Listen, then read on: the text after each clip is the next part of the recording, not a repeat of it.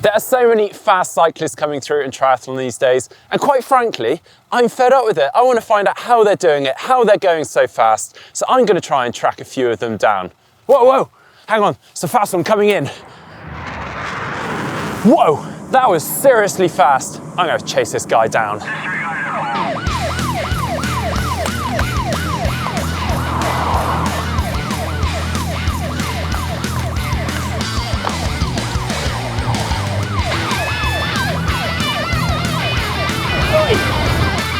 Oi, pull over!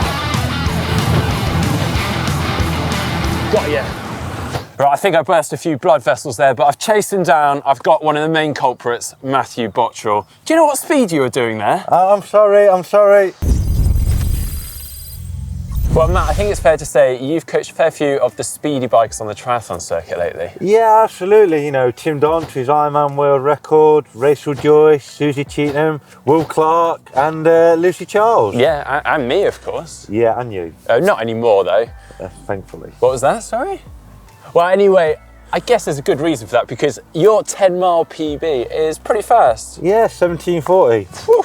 And you've been the 10-mile, 25-mile, 50-mile and 100-mile UK champ and set a few records along the way. But one thing I have learnt from you is it's not just all about strong legs, right? No, not at all. You know, it's looking at every element that's going to make you go fast. You know, the position on the bike, the training, you're just breaking everything down, trying to find all those 1%. Right, well, I think it's time we delved into this and looked at how to go faster on the bike. Right, first off, we're here to talk about optimising speed, power and aerodynamics. Yeah, and I mean, a lot of people get quite carried away with power and thinking that's the be all and end all. And I mean, it is important, but I know you're pretty hot on aerodynamics. Yeah, absolutely. You know, it's if it was all about power, then we would literally be just all riding around on road bikes like this, you know, generating the most amount of power. Yeah, and I guess it's about going from A to B as fast as possible. Absolutely. You know, you've got to be aerodynamic. You know, the body is 80% of your drag while you're riding or while you're racing. So the better aero position you can get in, as well as optimising power efficiency, then you are you're gonna shave some serious time. I do actually remember you telling me once that, I think it was 2014, you had a lower power in a race, but you actually went faster than you had previously, or you beat the opposition. Yeah, kind of a lot in 2014. This is where I learned a lot about, like aerodynamics. You know, I lost 20 watts in power, but gained 40 watts in aerodynamics, wow, which was like massive, yeah, and it transformed my cycling. Yeah.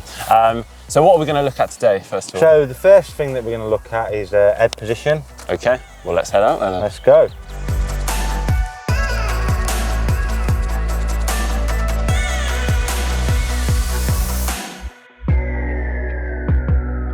So for the head mark, obviously the body is 80% of the drag, but a lot of people, we focus on like this aero position, just sitting in the bars, but what we want to be able to do is drop the head and push it forward. I always call it the tortoise. It's basically, you've got this big shell when you've got your helmet on, but in order to eat, for the tortoise to eat the food, it has to push its head forward. Okay. So the idea is you drop the chin, and then you push the head forwards. And then this will give you the narrowing on the shoulders. Yeah. Okay, and it's just nice and relaxed. Yeah, absolutely. You don't want to fight it. Like, if it's really tense, you're literally going to hold it for a few seconds. But you want to be doing drills within training to enable you to hold that position. Okay, so don't just turn up on race day. No, absolutely. You've got to train the body to adapt. Looking good. So next up, Mark, for aerodynamics, we're going to be looking at shoulder position. It's probably the biggest area that most triathletes are neglecting, where if you look at a pure time trialist, you'll see this really narrow shoulder position. Okay. So for you to be able to do that, then what we want to be able to do is we're going to pull on the ends of the poles, and then you're going to push into your pads, and then this will give you the narrowing of the shoulders. Yeah, got you. Again, we don't want to be like really gripping on so you can't hold that position. Just ease yourself into it. Yeah. And I guess, again, practice makes perfect. Yeah, absolutely. And then with the head, then we can You've almost, it's like when you're swimming in the pool, you know, like you've got your eyes at like 45 degrees. Yeah. It's exactly the same, so then you can see up the road. So finally on aerodynamics, Mark, we're going to touch on clothing. You have to remember that the body is 80% of the drag. You know, you look at cycling teams now, they're spending hundreds of thousands of pounds on development into, you know, trying to get faster. And the biggest area they look at is kind of their skin suits. This is now translating into what people, you know, at world class level are wearing on their tri-suits. You know, you look at somebody like Tim Don, the suit he's wearing with, you know, like the silicone strips. You know, all this stuff is like developing more and more. So it's not just about getting the nicest looking tri-suit? No, you know, if you want to go fast, you know, you can probably save from like a standard suit to a, you know, one that has been developed in the wind tunnel. There's probably like a 25, 30 watt saving. It's huge. You know, it's hard to believe, but like I say, because the body is so large that you can make some serious gains. Yeah, so if you are looking to go faster, look at the materials and design the suit, not just how it looks. Absolutely. So next up, Mark, we're going to talk about pacing. You know, it's like when I first came into the sport and started coaching people, everyone was speaking about this Ironman pace, 70.3 pace. Just holding a set power for a whole race. Yeah, absolutely. You know, this even way of pacing, but it doesn't, you know, if you want to ride a bike fast, it doesn't work like that. You need to know what you're going to do in a headwind, a tailwind. A hill. Yeah, a hill, going downhill. There's so much more involved in it than that. Okay, so what are we going to look at first? First off, we're going to look at hills. So when it comes to climbing, Mark, what we don't want to be doing is making like massive surges, having great big spikes in your power. I guess that's quite damaging, right? Yeah, absolutely. You know, you start, you know, going like 50, 60, 70 watts above, you know, your FTP, or making a massive effort, then you're going to burn a big match, and that's going to bite you later on in the race. Yeah. So I would always kind of go on the rule of thumb for, you know, like Olympics, 70.3, Ironman. You want to be within like, say around 40 watts above like your threshold pace. Yeah. And then it's the idea that we get over the crest of that hill and we're just laying the power down.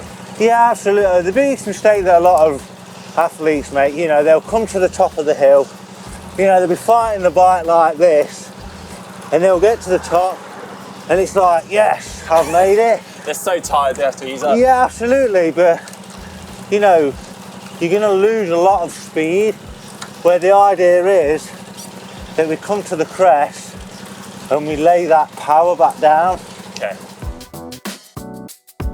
So next we're going to touch on pacing downhill. The biggest mistake that a lot of athletes are making is they're almost like revving out of gears. You know, they're spinning out. I guess that's quite tiring as well. Absolutely, you know, you're burning a lot of energy, where the idea is that we want to stay on top of that gear. Okay. And we can almost like have small breaks in. Right, so should we still hold a nice aerodynamic position, getting that free speed? What we're doing, we're freewheeling for a second, then we spin really hard. Yeah, absolutely. You know, and you're just keeping that momentum going that way, rather than just, you know, you're spinning out, your head's up. We just want to be having a little break and then going again. So you just try that.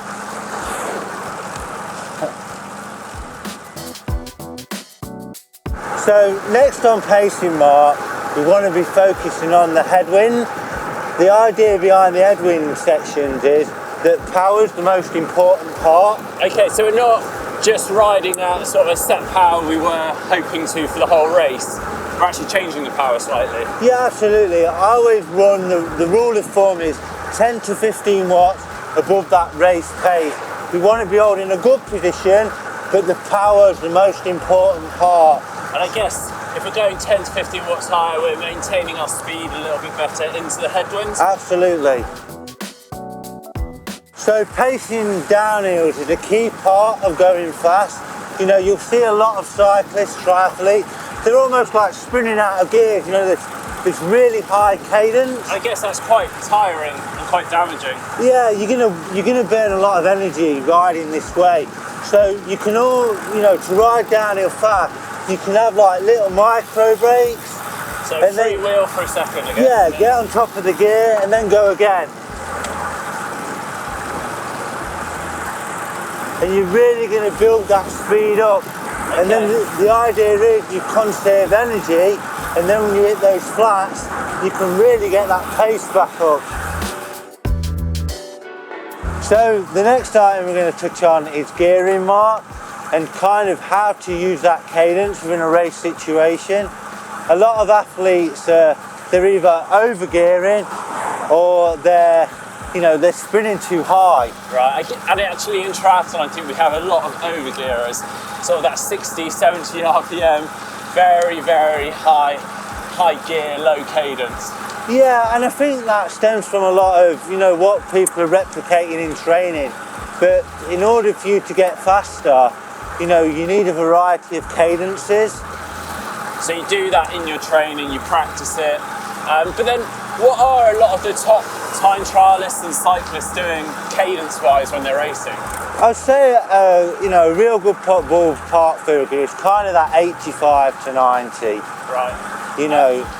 And then in terms of on race day, we're on the course, we hit a climb.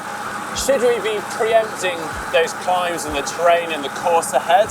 No, you know, you always need to be 200 yards up the road, because the last thing that you ever want to do is, you know, you hit a hill and you're in like, you know, your biggest gear and you're fighting the bike. You're almost going to come to a standstill. The final item on gearing is gear selection. Actually on this I have noticed you've got a 58 tooth big ring. I thought I was doing well with my 55 tooth, but you've outdone me. Yeah, kind of a lot of people are scared by big chain rings, but it's kind of, you know, you riding like 55-11 compared to me like riding 58-14. Actually, I'm going to be in a smaller gear. Right. But I'm going to have better chain line efficiency. Because it's straighter, whereas I'm almost like a cross-chaining. Yeah, sort of. Absolutely. And the idea being that, you know, when we're looking at finding all these marginal gains, that's going to be a bigger marginal gain that I'm going to find.